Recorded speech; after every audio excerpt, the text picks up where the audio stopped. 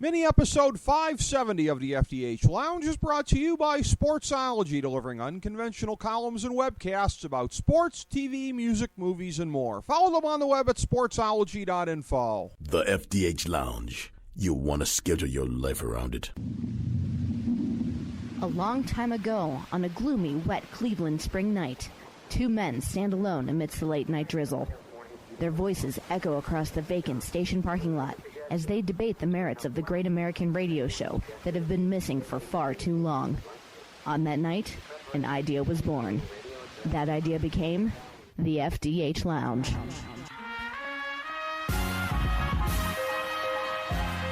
Welcome to the FDH Lounge. Hello, everyone. Welcome to FDH Lounge, mini episode number 570. Your FDH Lounge dignitaries today are I, Rick Morris, and good friend Ben Chu, who is also managing editor of that NBALotteryPick.com. It is time again for a Right of Summer, breaking down the annual FDH NBA Top 30 list, our annual ranking of the top players in the NBA. And again, this is not merely a fantasy list, notwithstanding the fact that FDH's origins are FantasyDraftHealth.com. This is a list of all-around players in the league, who you would take on your franchise if a draft were being conducted to repopulate the league, so to speak. And in terms of going through, Ben has been with us previously to break down this list, to assess it, and he is going to perform that service again today. He got a copy of the list earlier today, and of course you can find it also the same place you find this show, the FDH Lounge Multimedia Magazine, the FDHLounge.blogspot.com. Ben, I know you've gotten a chance to peruse. You and I had talked a little bit about this previously. Really looking forward to getting into the list with you. Oh, I'm ready as always, Blake. Let's fire away. All right. We'll start, as we always do, with the players who fell off the list from a year ago. And like last year, there were 6 players that did not make the list this year. The highest among them for last year's rankings, Tony Parker at number 16, Al Jefferson 18, Chris Bosh 22, Tim Duncan 26, Brooke Lopez 28, Rajon Rondo 30. Now, in the case of somebody like a Rondo, you saw how getting into a situation where his lack of shooting ability really kind of hurt him in Dallas and really kind of, I think, diminished his perceived value a little bit. Some other guys here, Chris Bosh, that is probably largely due to his injury situation, rather illness, I suppose, that would be better said, and whether the blood clots are going to heal up and be taken care of properly. Somebody like Al Jefferson, again, it's not so much that he had a bad year. I really got the sense that there was a lot more competition to make it onto this list than a year ago, and I think somebody like Tony Parker at 16 is a good indication of that. I didn't get a sense that he really kind of plummeted this year, but it seemed like relative to a year ago, it was much harder to make the cutoff at 30. Did it seem that way to you, Ben? I think it did in comparison, because I think a lot of us thought that, this is one of those years where a lot of premier talents in the NBA that were in that mid-range vaulted themselves to the top of the list. And to know about Parker overall, he only played 68 games this season. His numbers overall around 14 points a game, 5 assists, a couple rebounds.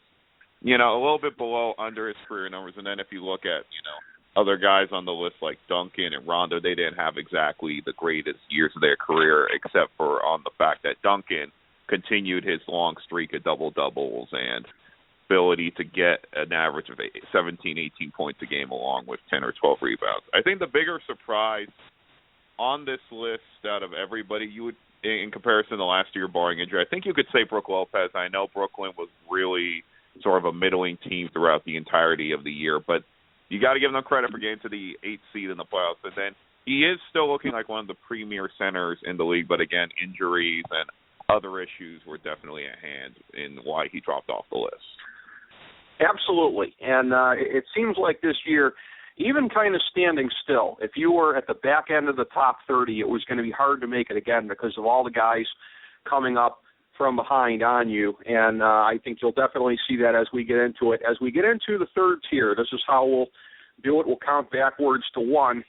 Starting at number 30 with somebody who had a fall of 17, the second biggest fall on the list this year. He was 13 a year ago. Kobe Bryant, still on the list for the number of games that he can give you. And, again, it's going to be a controversial choice. I'm sure some people would still rate him maybe a little higher Others would question whether he still belongs on the list. But we have Kobe at 30 as sort of, I would say, a compromise call. At number 29, not on the list a year ago, Gordon Hayward, cracking it for the first time with a little bit of a breakthrough in Utah this year.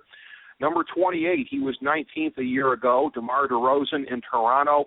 Another year of strength as far as developing his game, still making the list, as I said, notwithstanding the talent around him on the list, on the top 30, probably being a little stronger. Dirk Nowitzki, falling from number 20 last year and number 27 this year. At number 26 last year, graduating slightly from 27th a year ago, Bradley Beal.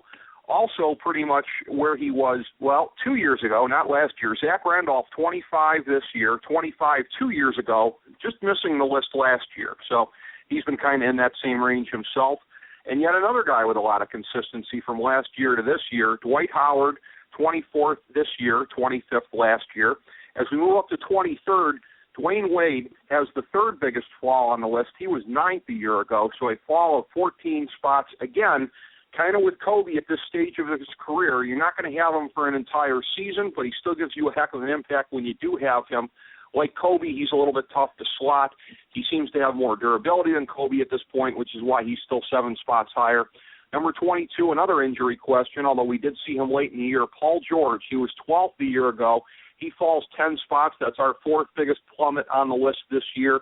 It seems likely that with a very strong year next year, he'll be back up closer to where he was around 12th, but it's really hard to assess the long-term effects of this injury until we see him for another year. It was such a drastic and ghastly leg injury that he had.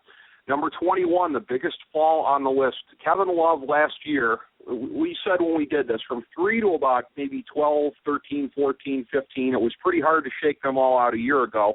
He was 3rd on the list last year, 21st this year, a fall of 18 spots, largely because of the circumstances that he was in Cleveland. He went from the very utmost, I think, in terms of a system that showcased what he could do to most of the year in Cleveland, sort of the exact opposite of that. Did see in the playoffs what he's capable of still. And the shoulder injury has nothing to do with his ranking. He is expected to be back healthy at the beginning of next year. And Nikola Vucevic is number 20 on the list. He was unranked a year ago, a very strong year for him, graduating to being one of the only guys capable in the league of being a 20-10 guy on a nightly basis. So as we go from 30 to 20, Ben, what are your thoughts on this, where you agree and where you disagree? I mean, mainly where I agree are guys like Hayward and DeRozan and Vucevic. I mean, a lot of these guys in the third tier were, all-star caliber type players over the last couple of seasons, but a lot of them are injury prone. And I'm thinking, looking at this list in the third tier, outside of Hayward and Vucevic, everyone else on this list has battled injury problems over the last couple of years. I think a lot of people might say, based on the tier list, Vucevic might be a bit high because I think a lot of people expect that his game in Orlando he's sort of a victim of their offensive system, and by default, he's the guy that sent a lot of the noted players like Oladipo and Elfrid Payton in his rookie season just never really got going offensively, so by default he would get the most of the rebounds and get most of the points. A guy that I think could be a little bit lower, I think you could argue this, is that I think Paul George is a little bit too high on this list. When you ever deal with such a career-threatening injury that he did, breaking his leg, it's always going to be very hard to come back. I was very happy to see him come back. He did show that he could definitely play, but it looks like it's a long road back. I do like the inclusion of Hayward at 29 because, let's be honest, a lot of people aren't watching Utah Jazz basketball. The second half of their season was they were one of the best defensive teams in the association. So I think Hayward could be a little bit up, but then again, there are some people that would argue he's a fringe player. He can put statistics up, but he's never going to be the guy that you build your team around. Yeah, he was an interesting call, and Vucevic as well. That was kind of a difficult one as well, but as you mentioned, did he belong on the next tier or did he belong at the top of this tier? And where he was slotted really at 20, I would say was kind of a compromise pick there, so very interesting that you noted that. But as you said, too, and I guess I hadn't really noted the commonality of it. But, yeah, most of the guys on this tier have injury questions, or in the case of Dirk Nowitzki, the only real injury that I see is basically age, as it were, and what is kind of eroding his game a little bit, as it happens to all of them at this stage of the career. Still, for the longevity that he's had, one of the most amazing careers ever, but Father Time does get the better of us all. So the third tier, again, a lot of question marks there. Very few guys you look at this point in time and you say with any kind of confidence you can build a team around them.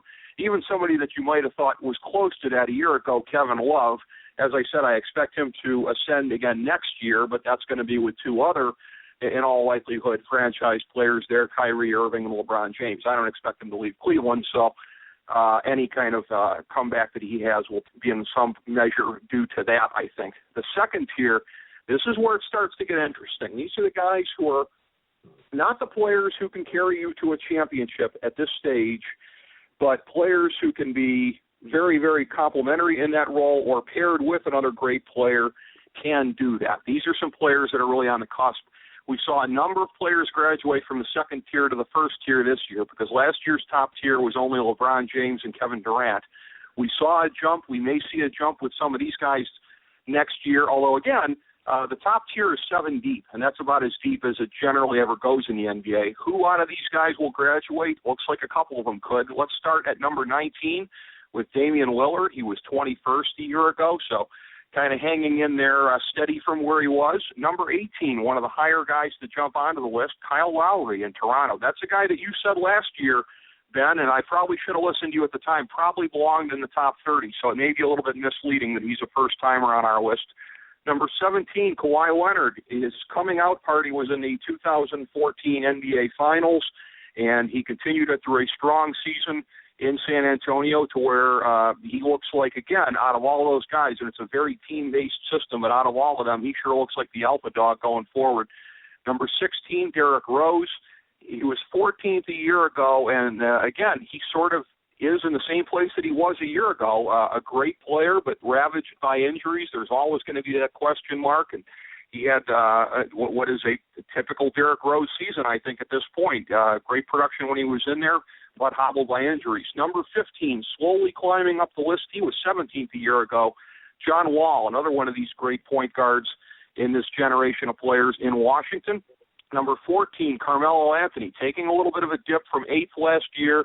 He is going to have the question of the knee injury going into next year, what he's going to look like. Father Time starting to catch up to him a little bit, but still one of the biggest impact scorers in the association. Number 13, highest debut on the list this year, Jimmy Butler. He cracks our list for the first time. What he did in Chicago, both in the absence of Derrick Rose and combined with him, was truly astounding, and we'll see if he can keep it up with the new coaching staff there next year, or at least a new head coach, I should say, with Fred Hoiberg. Number 12, Blake Griffin. He falls a little bit from 6th a year ago, and as you're going to see with a couple of these guys, we're going to be seeing this, I think, increasingly as we climb up the list.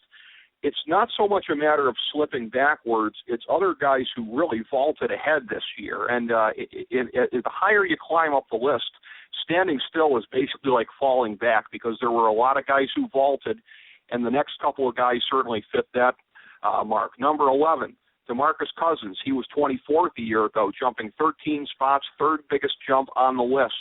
In Sacramento, he has become perhaps the premier pure center in the league at this point. Number 10, Klay Thompson. He was 29th a year ago. He has our biggest jump on the list of guys who were on it last year, 19 spots. And very, very similar at number 9, just barely ahead of him, Kyrie Irving. He was 23rd a year ago. He has a jump of 14 spots. It's the second biggest jump. You saw both of these guys briefly.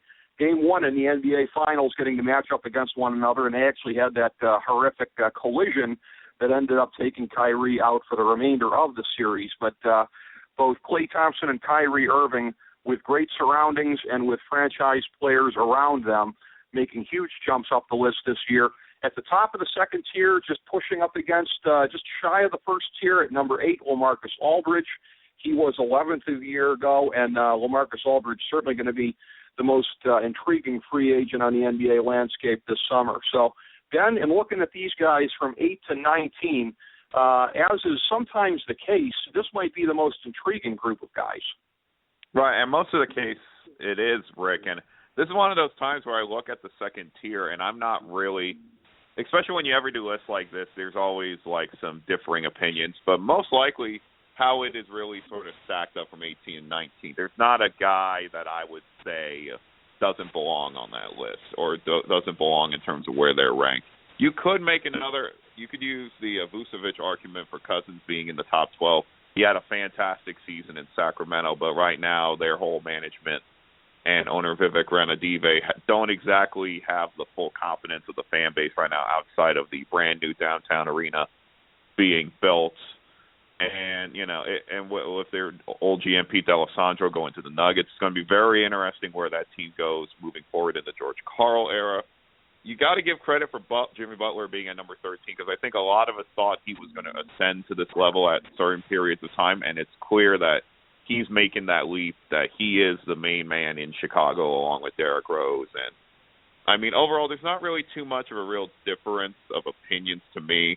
You could go through the top 8 through 10, Aldridge, Irving, and Thompson, and flip-flop them any which way, and they would all assumingly be correct. The only thing I think the major argument within this section is based on injuries like with Rose and Anthony, and you can argue Kyle Lowry had a great season, but it almost feels like that they were on this list because you want to build around them and not necessarily they were within the top 30 best current players in the NBA right now.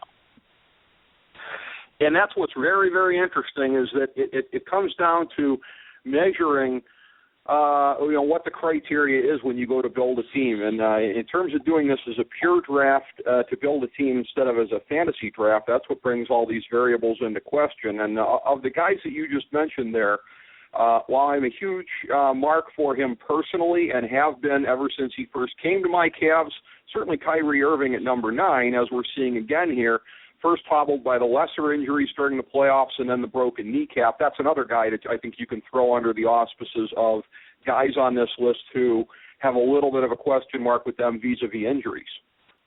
Right, and I think the major issue with a lot of the players on this list is that you're trying to build a franchise around them, and you're also trying to rank where they are within the league. And I think a lot of these guys are stars, but they have been injured in the past, and it's very tough to discern what is someone you build a team around and who is someone, that is just one of the best pure players at this period of time.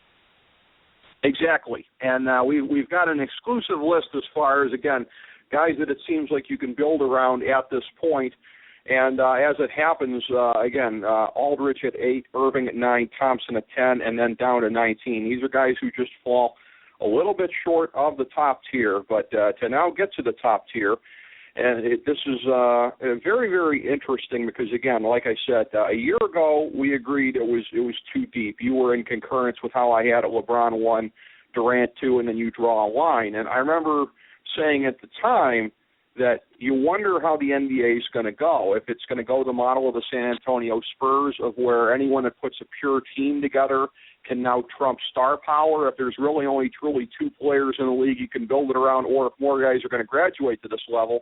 And it ended up being the latter because you've seen through the course of the playoffs and now, regardless of how the finals shake out, and they are still in progress as we tape this, regardless of however it goes, a player on the top tier will be the NBA champion again this year. He will have a championship ring. But we start at number 7 with Chris Paul. He was 4th a year ago, tied for the biggest fall on this tier, again, only 3 spots. But as I said with some other players, too, not so much a matter necessarily of falling back. I think Blake Griffin was actually another, ironically, a very good example of that. Not necessarily a matter of falling back, but it's how much other guys jumped and having to give them their due. The biggest jumper on the top tier is a guy, again, who wasn't on it last year, Anthony Davis. He was 15th a year ago, 6th this year. The eyebrow making a big move in New Orleans, and a guy who looks like he's going to be, if he stays healthy, a permanent fixture on this tier. Number 5, this is another very, very tough one to slot because he is still one of the very best pure players in the league, the best pure scorer, perhaps when healthy, Kevin Durant. He was 2nd a year ago, so again, tied for biggest fall on this tier, not a big one at 3 spots. very tough to slot because for the first time ever, you start to wonder about injuries and about how foot injuries can be very, very troublesome with a big man. And you tend not to think of him necessarily as a big man because he's a small forward, but at like 6'10", 6'11", he does have the height of one anyways. He gets surpassed by one of his own teammates at number 4, Russell Westbrook. He was 10th a year ago, second biggest jump on the tier, and somebody who, again, when given the opportunity for the first time ever, did look like a franchise player in his own right and not merely an outstanding 1A piece in Oklahoma City there. Ironic that Oklahoma City has the 4th and 5th players on this list and didn't make the playoffs. That shows you, A, how tough the West is, and B, just how difficult it was for Oklahoma City to muddle through during the absences of both Westbrook and Durant, both of whom were hurt this year. At number 3 on the list, it's James Harden. He was 7th a year ago. Nice little jump to becoming a legitimate MVP candidate and the runner-up this year. Another big step in his evolution in Houston. We get to the top 2 on the list, and I first started playing around with this list in mid-May, and I had it in my mind this is the way I was going to go. And it might have seemed a little controversial at the time, and I think right now, as the playoffs have borne out, it is pretty much the consensus right now. Number 2 on the list, he was 5th a year ago. He's the NBA MVP this year, Stephen Curry. But you look at it and you think to yourself, he was key, along with Klay Thompson and obviously some other guys, but to making that big step forward in Golden State, the 67 wins during the regular season, a very, very deserving MVP. How do you not have the MVP as number 1 on the list? Well, number 1 on the list is LeBron James, who I think has shown through the course of the playoffs that, again, if he were healthy the entire year and able to go, and technically he didn't sit out because of an injury, but he was basically just kind of beaten up in any number of ways and needed to get refreshed. And in so doing, he probably voluntarily relinquished his MVP status for this year. It was going to be hard to win it without a full season. But I think going head-to-head in the playoffs has shown LeBron single-handedly has the capacity to elevate his team in a slightly superior manner to what Curry can do at number 2. So, as I said, Ben, we go from 2 to 7 this year on our top tier. Some interesting choices and probably not too many of these spots that would be very controversial. But nevertheless, I'm still really interested in your analysis. I think overall, you're essentially with these top 7 or 6 guys up there, you're going to see them as premier talent. My only real argument on this part of the list is I would have Anthony Davis slide ahead of Kevin Durant right now because Durant's injury is something that Oklahoma City fans have to keep an eye on. And it was really proven that Westbrook was able to carry the team in his absence.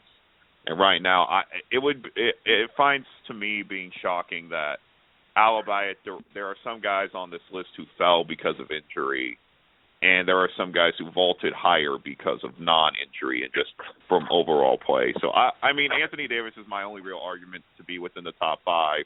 You could make him top 4 even, but I don't think you could argue against what Russell Westbrook did this season just in terms of winning his first ever scoring title and the insane amount of triple doubles he had during the season. And just overviewing it, these are the elites of the elites in the NBA right now. And you're really at this point just splitting hairs in terms of the top tier at this point.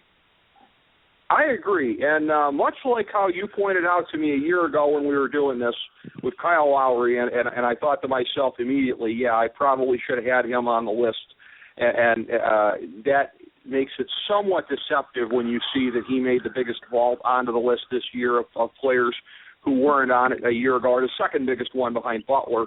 In the same sense, I think it's a little bit deceptive with Anthony Davis because I will tell you, I had buyer's remorse about 5 minutes after I posted it last year because for Anthony Davis to have been 15 a year ago, I very quickly came to realize I probably had him slotted a little bit low then, and I may have him slotted a little bit low now. You're right that you could make an argument for him to be a spot or 2 higher, and it's very interesting because we'd had on the show previously somebody who had covered him down in New Orleans, their sideline reporter, and there was a comparison that was being made to him with Tim Durant, and FDH Director of Research Nate Noy has made a comparison to Hakeem Olajuwon. So these are some very, very lofty points of comparison in terms of his game. And he looks to be, out of all of these guys, he looks to be the guy who has maybe the best chance to be slotted a little bit higher next year, does he not?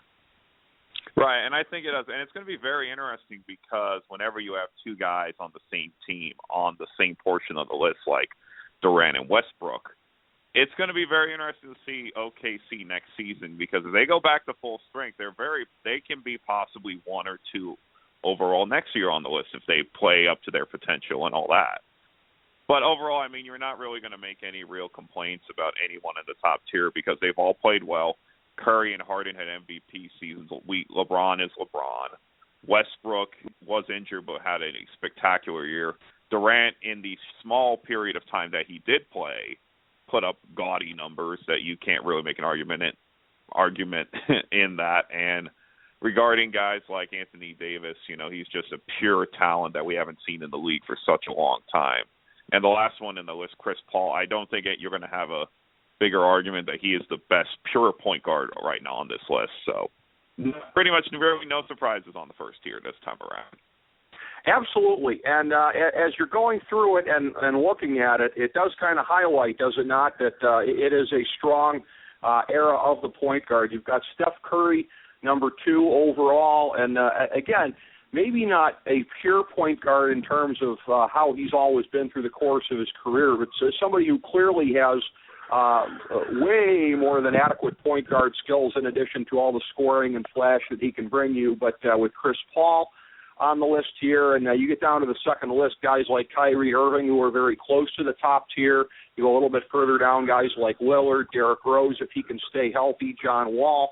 It really does seem like this is the golden era of the position, does it not?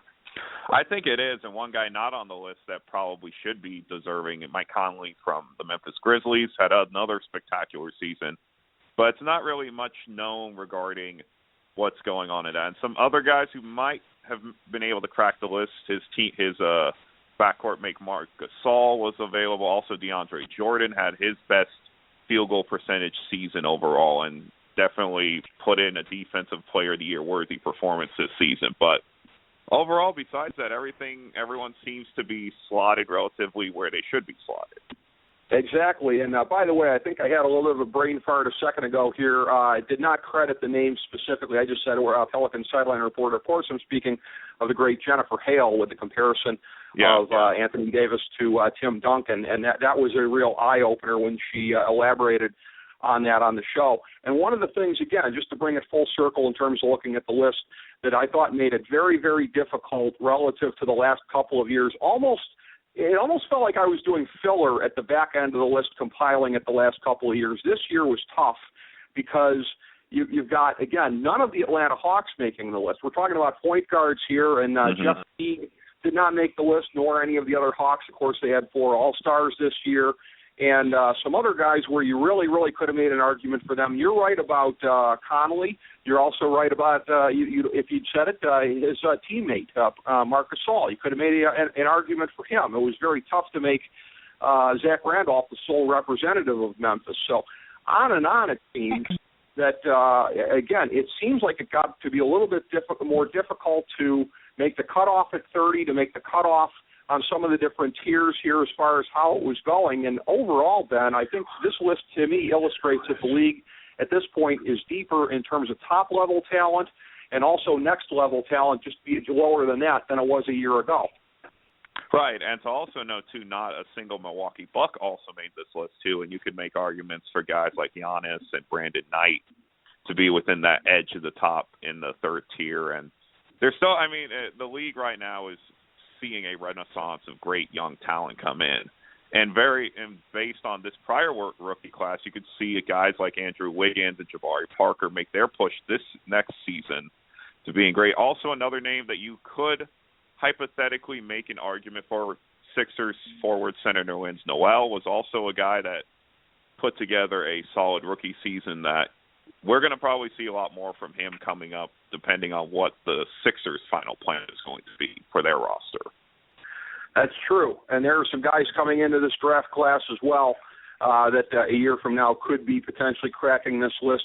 Maybe Karl Anthony Towns, who, again, FDA Director of Research, Nate Noy, has compared his game at this stage to that of a young mailman Malone. So there are some guys that are going to be coming in who could be jostling for this as well. So it would be interesting if the progression keeps going in that direction, and if making the cutoff for not just the top 30, but at some of the different tiers becomes a little bit more difficult even next year than it was this year. It seemed like the NBA won because, again, I'm in charge of doing the ones for NHL, MLB, and NFL also. And NFL, you can understand how difficult that is because of the multiplicity of positions. MLB is tough to do, largely because it's in season, but you've also got a lot of positions there. The NHL one always seems more straightforward. The NBA one, like I said, in past years it seemed like I was stretching to get to 30, no more, and it doesn't seem like that's going to be the case anytime soon with the depth that there is there. And again, in a great time for the NBA with the amount of talent out there, it's always great to be able to break it down with you, Ben, because, of course, everything at that NBALotteryPick.com is always going full throttle. Your coverage through the playoffs, through the draft, and beyond year-round, second to none. So always great to be able to bring you on to talk about it, my friend. Oh, I appreciate it always, Rick. And another name that I think is going to vault up on this list next season, it seems very crazy to think of it right now, but I see a push next season from Chandler Parsons in Dallas.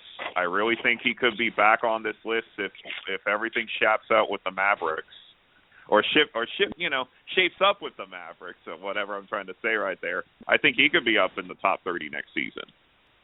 Very possibly, yeah. There's a number of guys you could make a case for, and again, as you said, Parker and Wiggins, the great rookies from this year. We really didn't get a chance to see an entire season from Parker, but again, he should be showing more of that next year. Wiggins showed a lot of great flashes, even if there was a lot of criticism from him in some advanced stats quarters as far as his game. So, yeah, it's going to be an amazing time the next couple of years to be a fan of the NBA. It looks like the depth is back in the league, and it looks like the game as a whole is going to benefit from it. We'll be here to continue breaking it down and look forward to doing it on all these occasions with you. Again, Ben Chu, managing editor of that NBALotteryPick.com. Thank you so much for being a part of this, Ben. All right, no problem, Rick. You have a good rest of your weekend. You too, my friend. Thank you, everybody, also for joining us today for mini episode number 570 of the FDH Lounge. As we bring the show to a close, we would like to extend our deepest gratitude to NBC, CBS, ABC, Fox, all Clear Channel affiliates, TNT, TBS, USA, UPN, Deadspin.com, YouTube.com, YTMND.com, MySpace.com, various blogs, Fox News, CNN, CNBC, MSNBC, IamBoard.com, Billboard.com, Google.com, ESPN, ESPN2, ESPN News, ESPN Classic, NBA TV, NFL Network, Sports Time Ohio, Athlon Magazine, Comedy Central, Cartoon Network, The Boomerang Channel, QVC, BET, The Spice Channel, Steno Notebooks, Manwich, Papermate Office Supplies, waitresses, strippers, bartenders, garbage men, janitors, microwave popcorn, the writers of The Office, Scrubs, Entourage, My Name is Earl, Oz, Metalocalypse and the Boondocks, Aquafina, and The Periodic Table of Elements.